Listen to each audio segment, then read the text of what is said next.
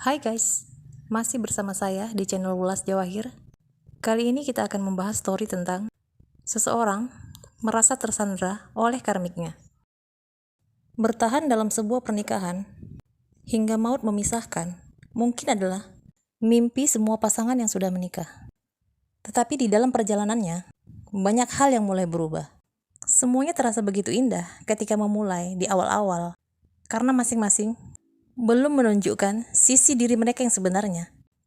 Tetapi, setelah melalui banyak ujian hidup bersama-sama, yang dilewati dalam kurun waktu yang tidak singkat, mungkin puluhan tahun bersama, mungkin masing-masing pasangan sudah mengetahui sisi hitam putih pasangannya masing-masing.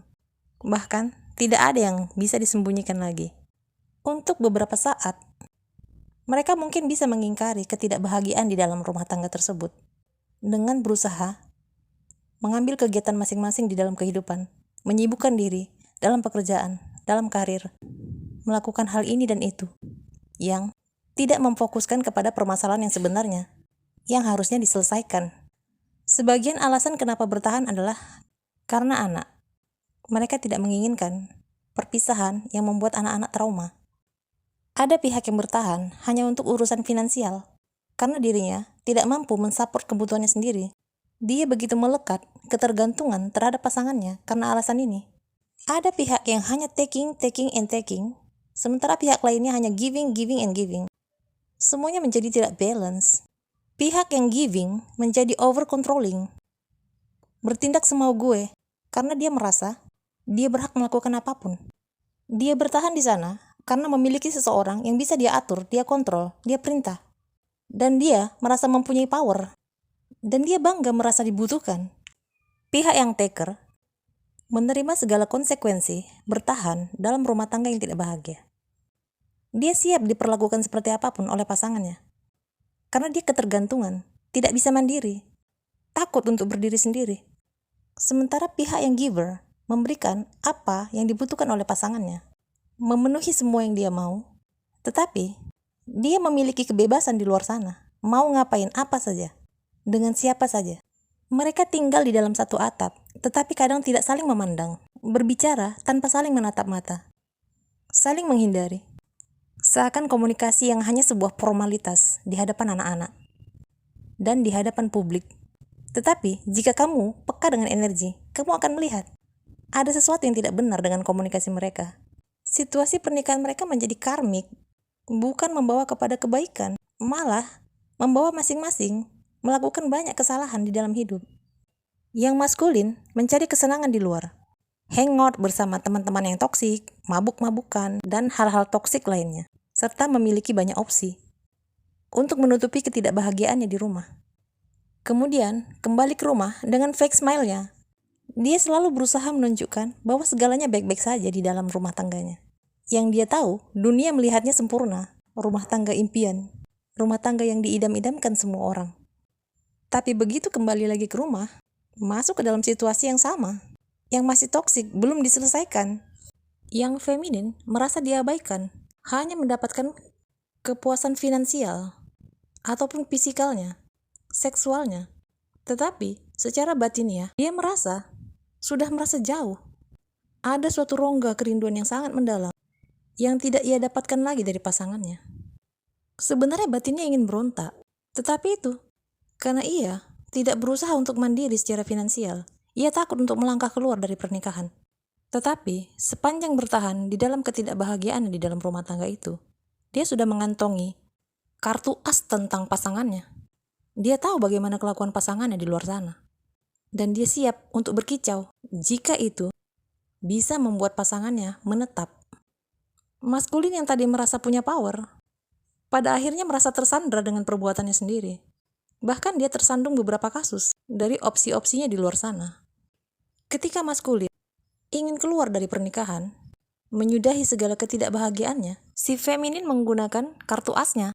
Maskulin sangat tidak menginginkan citra dirinya rusak, citra yang dibangunnya dengan kebohongan.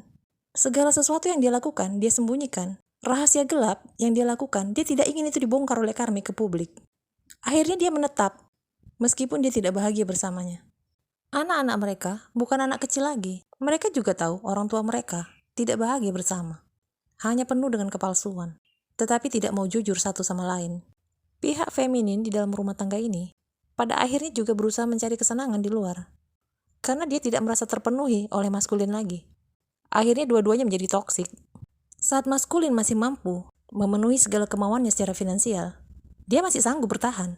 Tetapi ketika mereka diuji dengan finansial yang hancur, si feminin menjadi semakin toksik, mencoba bersenang-senang dengan opsi lain di luar yang bisa memberikannya kebahagiaan, baik fisikal maupun finansial. Maskulin merasa harga dirinya diinjak-injak oleh femininnya. Ketika dia yang berbuat curang di luar, dia tidak merasa keberatan. Dia merasa berhak melakukan apapun. Karena baginya, feminin itu tak ubahnya seperti budaknya. Tetapi, ketika itu semua dibalas oleh femininnya, dia marah. Dia pun ingin keluar dari pernikahan. But sekali lagi, mereka berdua mempunyai kartu as masing-masing terhadap pasangannya. Ini semua sungguh pembelajaran karmik yang harus mereka lalui. Maskulin menemukan twin flame-nya di luar sana, tetapi tidak berdaya untuk melangkah maju. Bahkan komunikasi saja sulit, karena segala gerak-geriknya diawasi oleh pasangannya. Dia menempatkan banyak geng stalker, spy, untuk menguntit apapun perbuatan maskulin di luar. Akhirnya maskulin merasa terpenjara, merasa tersandra, menghilang dari twin flame-nya. Divine Feminine menarik diri dari twin flame-nya karena dia tidak mau masuk ke dalam dramanya maskulin dan karmiknya. Bahkan Divine Feminine memasang tembok besar yang tidak bisa dilalui oleh Divine Maskulin. Selama urusan Divine Maskulin belum selesai dengan karmiknya, Divine Feminine akan menjauhkan dirinya dari maskulin dan karmik. Divine Feminine tidak merasa keberatan jika harus melalui journey-nya tanpa maskulin.